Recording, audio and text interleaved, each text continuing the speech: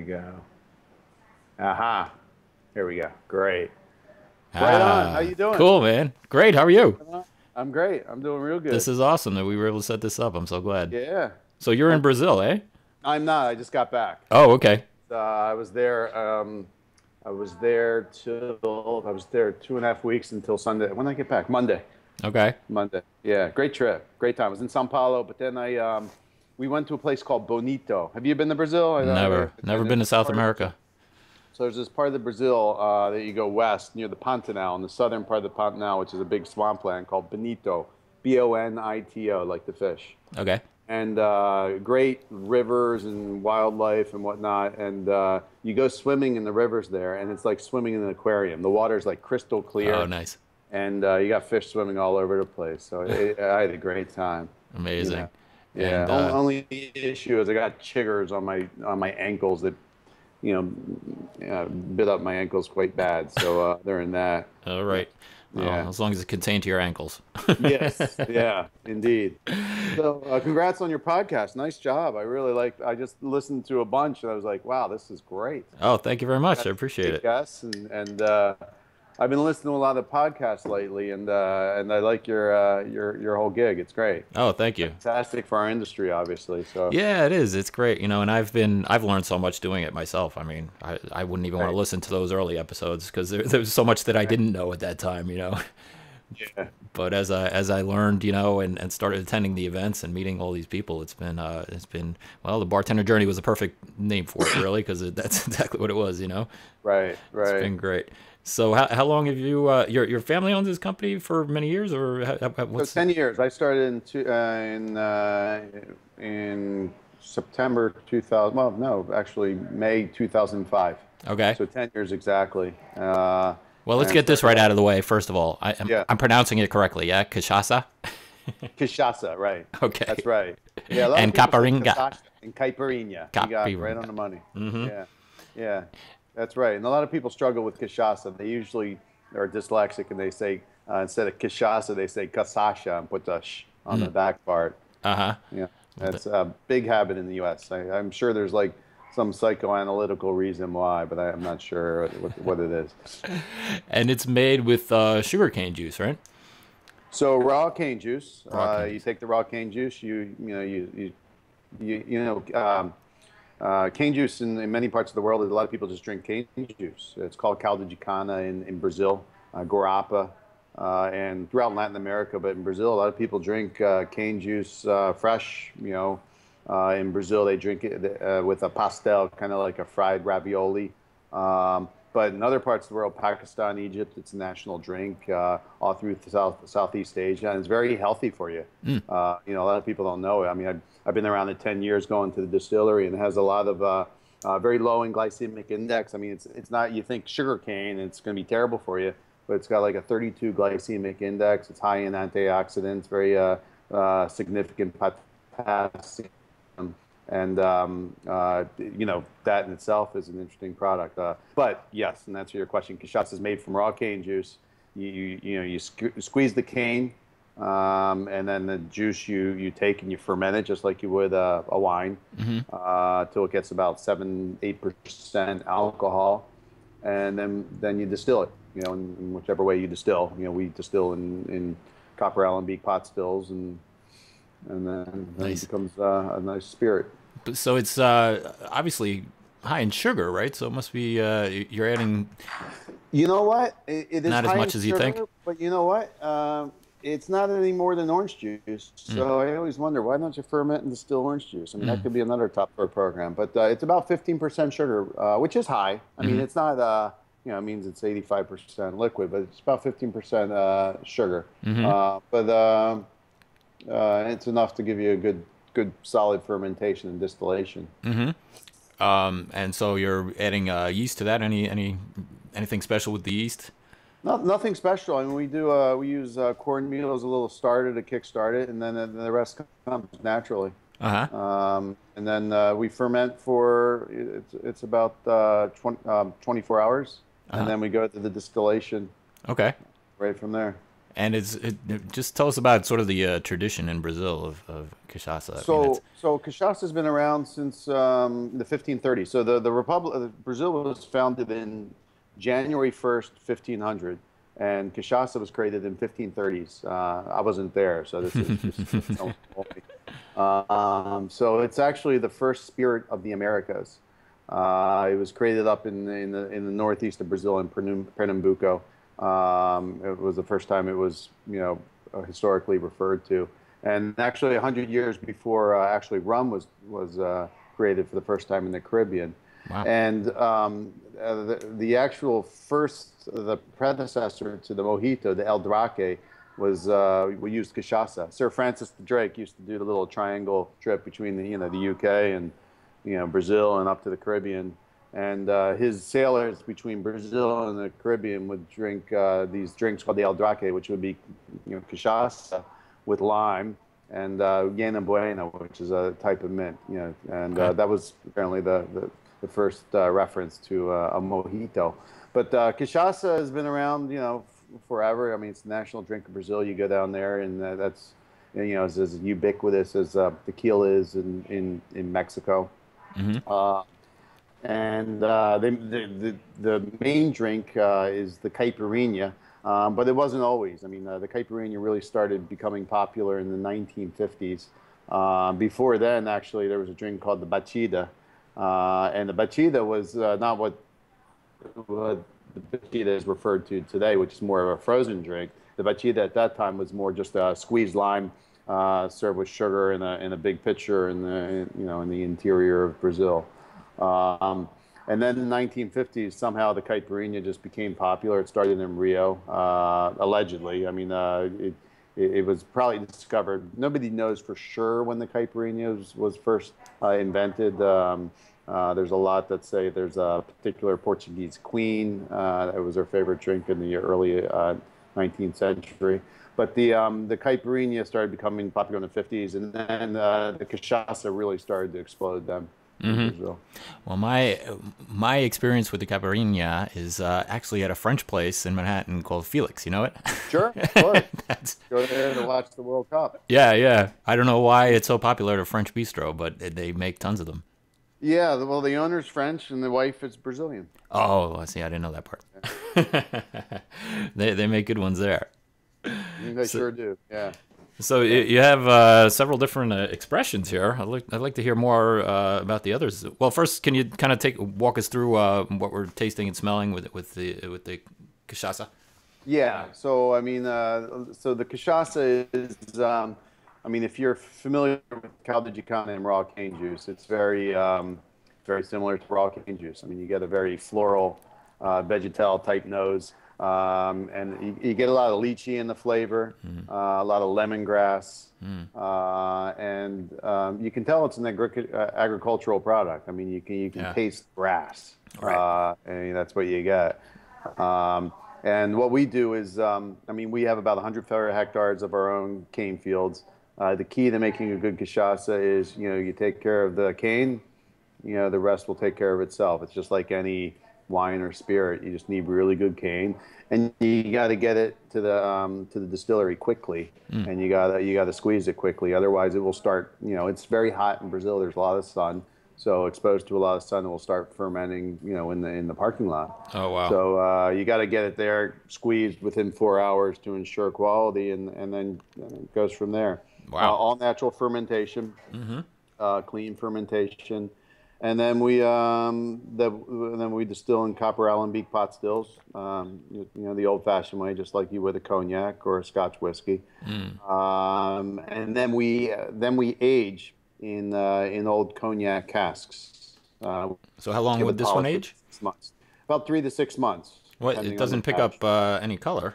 Not much. If you can see a little of a straw hue there. Right.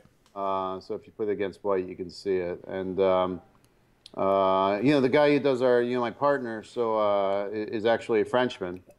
So when it came to choosing wood, he said, well, he's actually a cognac maker, a guy named Gilles Merlet. Okay. And he said, well, why don't we use, my cognac casks? Nice. and just give it a little polish. Nothing that's going to alter the flavor or the color too dramatically, but just give it a polish. Take out the bite, but don't screw up the nose that we work so hard to. That fruity, cowlicky kind of nose that we work so hard to create. Would you call it fruity and what else?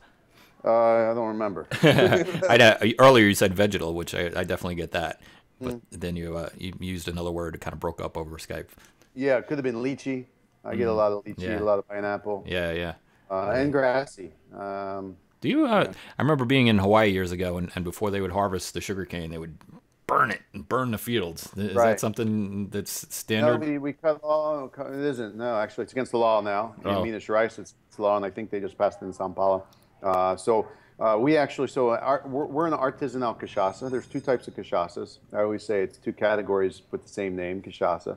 You have the industrial cachaças, and then you have the artisanal cachaças.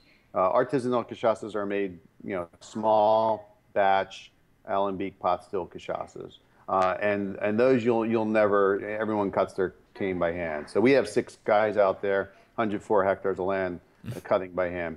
Wow. And it doesn't make sense to do it any other way, and you certainly won't burn your fields. The industrial cachaças, or industrial sugar, which is basically the same thing, they would burn their fields. They still do it, but it's not legal. So I've never seen it in the past 5 years in Minas Gerais anymore, but I have recently saw it in São Paulo. Yeah, it was nasty. It was many years ago in Hawaii, but here I am in paradise and it smells terrible, and there's giant smoke clouds in the sky. Yeah, it's not. I don't even know what the point of that was, to get rid of some of the leaves, I guess, so it was easier to cut, or. That's exactly it, to get rid of, because with you have your stalk, but then you have a lot of leaves, and so part of cutting your cane is you have to cut the cane, but then you have to clean it, so you have to get off all the leaves and you got to get off the top.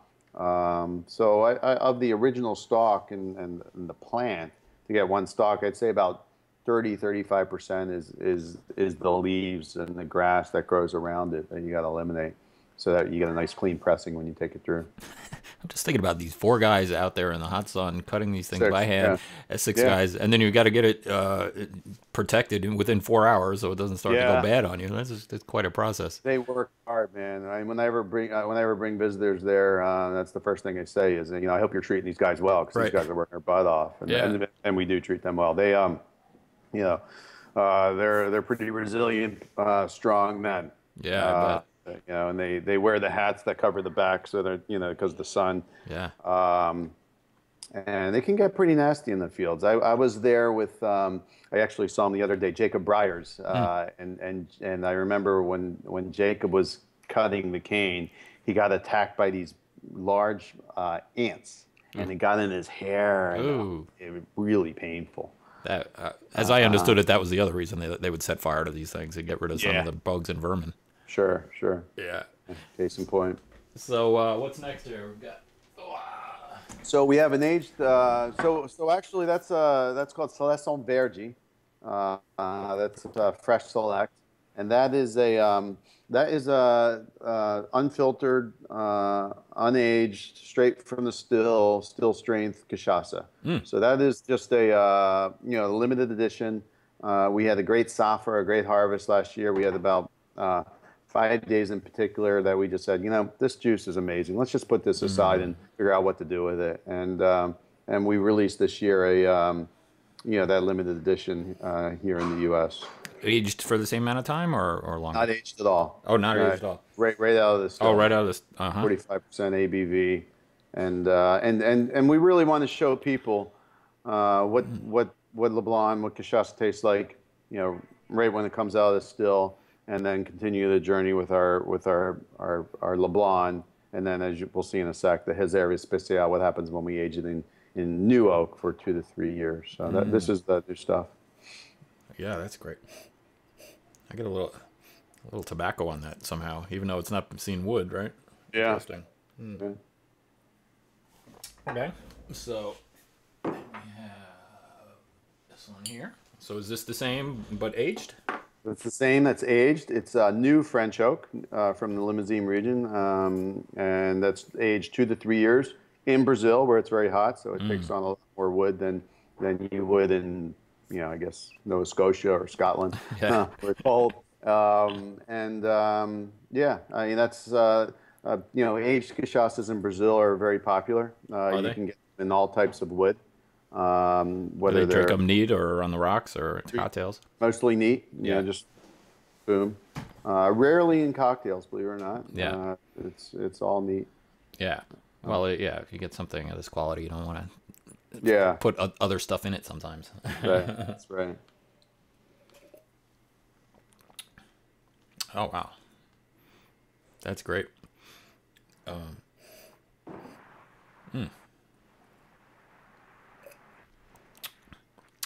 Very nice. It's yeah. Are these are not cognac barrels, right? Or are they? Those no, that's new French oak. So Oh, it is right. French oak. Yeah. It's I mean, it reminds me of a nice bourbon almost. Yeah. But the sweetness is so nicely balanced. Oh, it's great.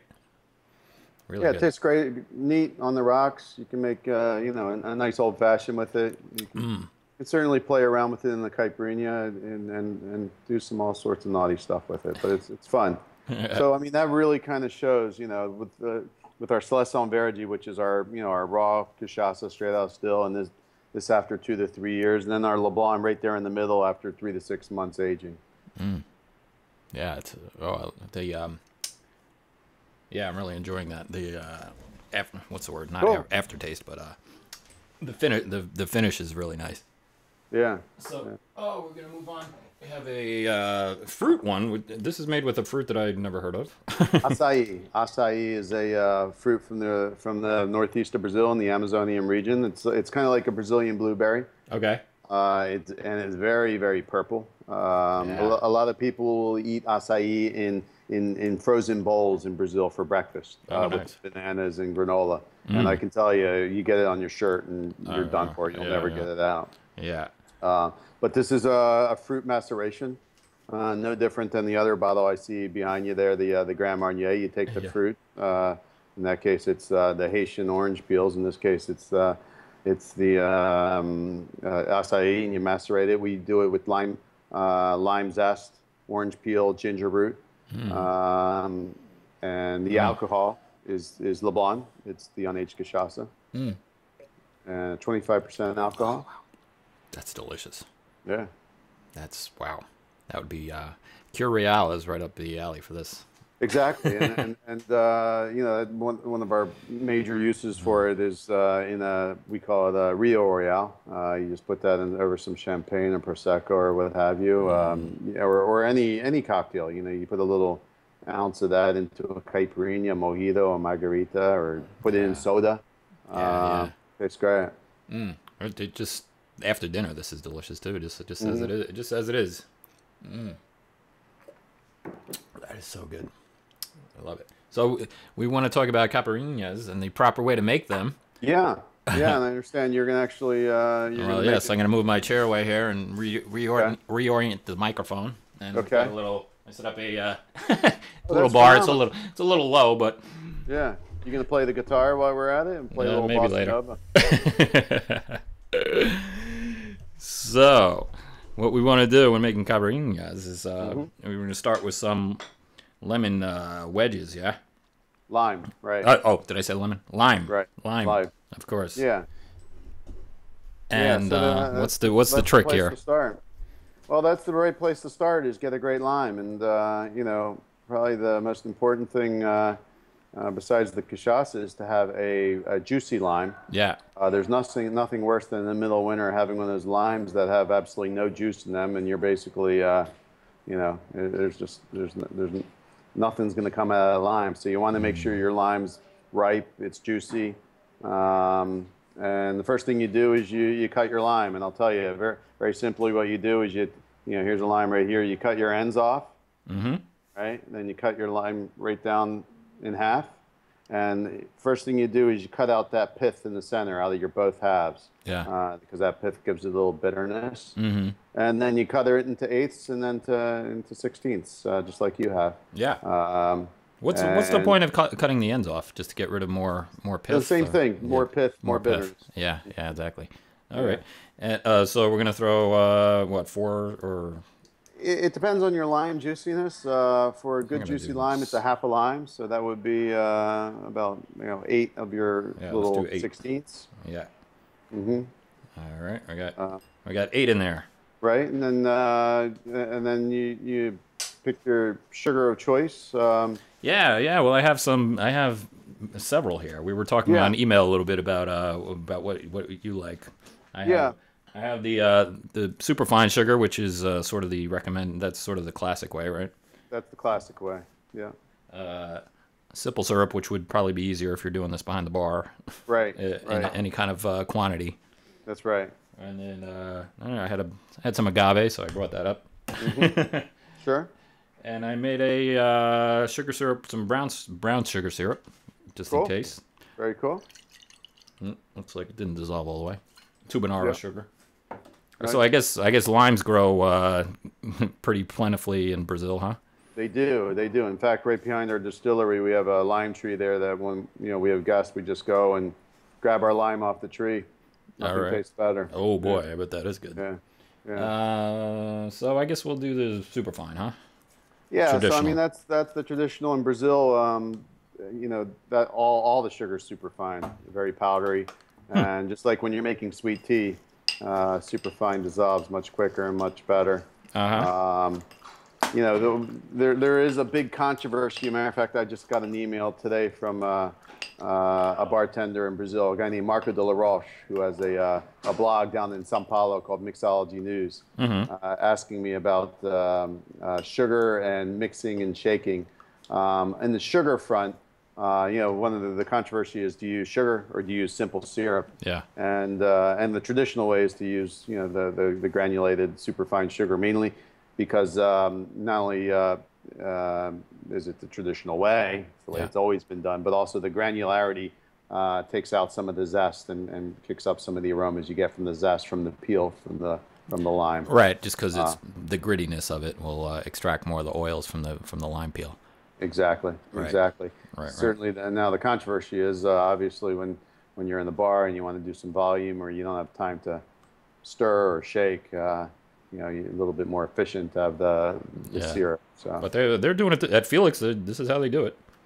They use the superfine sugar. Yeah. So we're gonna add our cachaça, yeah. Yeah. Well, or so actually, we're gonna do ice first. Yeah, Ice first. All right. So you're muddled. You add ice to the top. Mm-hmm.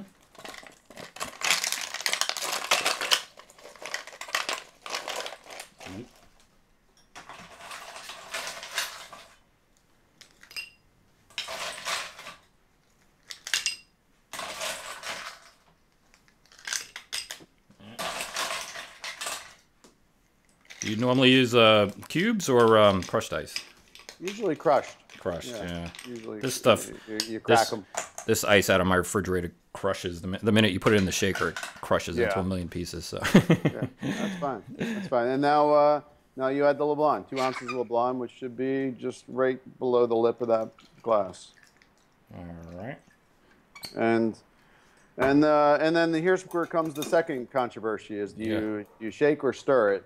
And Marco in his email today pointed out to me that we have a few videos that we actually shake it. Yeah. And he pointed out to me that for the authentic Caipirinha, it should be stirred. It shouldn't be shaken. Right. And he, my view is it's whatever you like. Whatever you like. Exactly. Whatever you like. I think in this case, since I don't have crushed ice, I will shake it. It's certainly more efficient, and it melds it much better together. Not to mention, it's usually 100 degrees in Brazil, and it starts melting right away. So.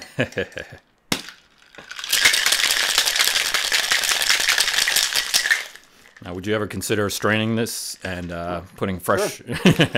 I know the traditional way is to leave all that lime in your glass. Yeah. Yeah, but I've seen a lot of people strain it and add fresh lime, for appearance, or serve it up. Yeah. Well, this is the way I remember it from Felix, the first time I ever had one. Well, cheers. Cheers. Saúde. Saúde. Cheers. How do you say it? Saúde. Oh, nice.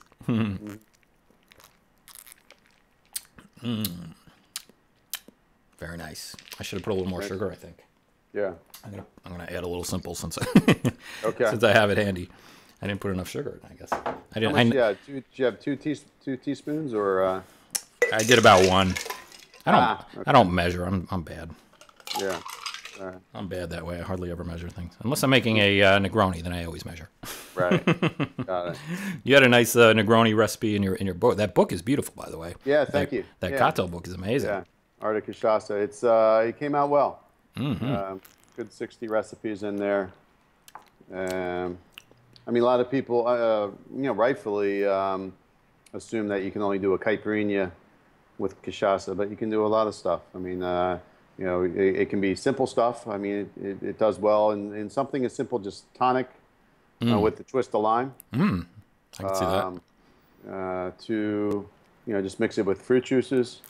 Caipirinhas, you can obviously use all sorts of fruits. Very popular in Brazil is the Brazilian maracuja passion fruit, pineapple and mint. I like the you had a fig recipe there. Yeah, with honey. Yeah, that's a good one. Yeah, actually, we can make that right now. Yeah. Oh, you got some. Good. Yeah. I got I saw some figs yesterday. I said, let me pick those up. I remember that from the book. So, as I remember, we're gonna take. I could grab the book. I don't know if you have that recipe memorized. Let's see, let me pull that. I got it here.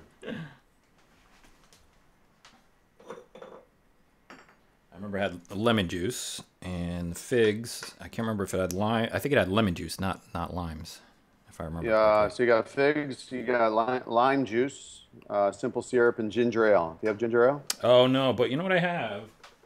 This is a simple syrup that I got. It's from Timpleman's, and it's ginger honey syrup. So I thought I'd use that. Oh, I forgot my. That's great. I have a soda siphon. I gotta go grab that. Can Okay. you hang on 15 Sure. seconds? I'll go grab No that. worries. All right. Right.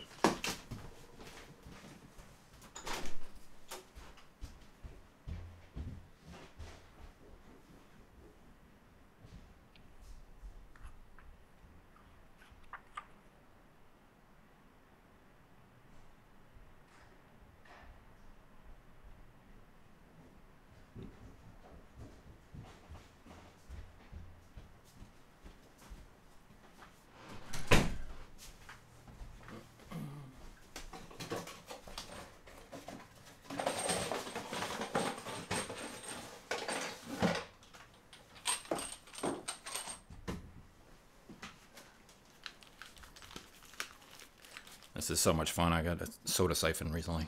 Love Oh, it. cool. Cool. I'll take one of these charges and Right on. blast it up. Oh, I love that. It's so cool. There's a good recipe in the book that uses that to put a little foam on top. It's a recipe by Tobin Ellis from Las Vegas. Do you know Tobin? Oh yeah, I've never met him, but I know of him.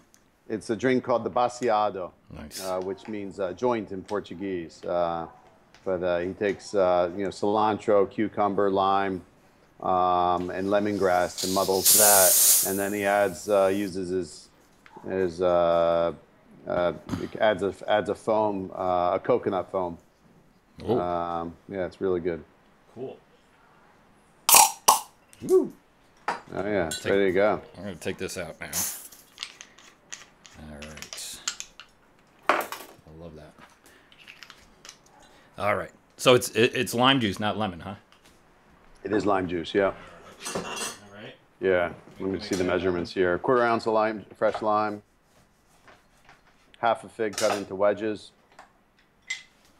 All right. and a 1/4 ounce of your of simple syrup, or you could use the ginger ginger simple syrup. yeah. So that's Yeah, and 1.5 ounces of Leblon. All right. And we're gonna put that in here. Honey ginger syrup. This stuff is really good. Yeah. They make this is barrel smoked maple syrup. Oh my god, it's so good. Awesome. They take maple syrup and put it in Willet bourbon barrels. Nice. All right, and that. Oh, I probably should have muddled up those figs a bit. So I think we'll shake this one too, huh? Yeah. I think this. I'm gonna strain this one before we put it back in the glass. Mm-hmm.